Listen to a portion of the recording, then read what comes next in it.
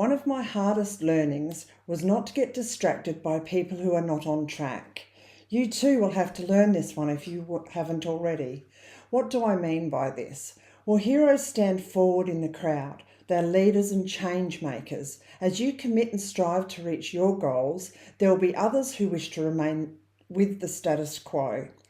They will want you to remain how and where you are now because that was what works for them. They can be the ones who find excuses not to overcome their own challenges or succeed in other areas of life. They may blame everything but themselves. You may be distracted by family members and friends like I was.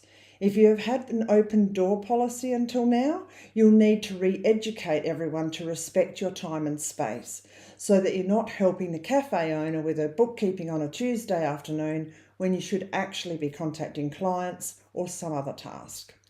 You may also have others who are not successful or experienced telling you what, when, and how you should do things in your business. Now, this really needs to change. So I want you to make a new rule, not just during this program, but permanently in both life and business, to only listen to those who are more successful than you and who have achieved what you wish to achieve. When you listen to these successful people, you will only hear positivity and you'll be more successful more quickly in every part of your life. I've said to many, if you want to be wealthy, don't ask your bank manager what to do. If he was wealthy, he wouldn't be working for the bank. Now, we can't forget about the last set of people who are not necessarily negative as such, but can be very distracting. These may be the business people who invite you out to lunch, for coffee, and say, let's go to the pub for a drink. They're the people looking for reasons not to do the work that will achieve true success. They may say, you're here for a good time, not a long time, while they flit about socialising. While they may be in business and possibly appear successful, it is clear that they are not invested in you becoming successful. Having total commitment to your goals means choosing not to waste your valuable time. You need to be applying it wisely first, to then have the freedom later for all of the good times that you want. Now, some of you may wince at some of this concept. It's hard to step back from the fun stuff, and you may be concerned about work-life balance. Please realise I'm not suggesting that this program or your goals should take you entirely away from your family or friends. I just want you to spend your downtime wisely.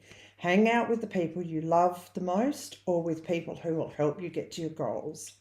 So when you get an invitation, consider these two options. 1, are they family or equivalent? 2, will they help me get to my goal? If they don't tick one of those, then don't go. You will thank yourself later. Be aware that in some instances you may realise that a family member or a close friend is intentionally negative or disruptive to you creating your new chosen future. Such a revelation may come as a shock and a huge disappointment. You will have to manage that relationship in new ways. Going forward, if you want to avoid it impacting negatively on your success, it will need to be managed. As you change some of the relationship dynamics you are surrounded by, the changes in your success and personal sense of achievement will be tangible. And in time, so will the opportunities for enjoyment with a greater expendable income. Go and be the hero you need to be for you, and I'll see you in the next video.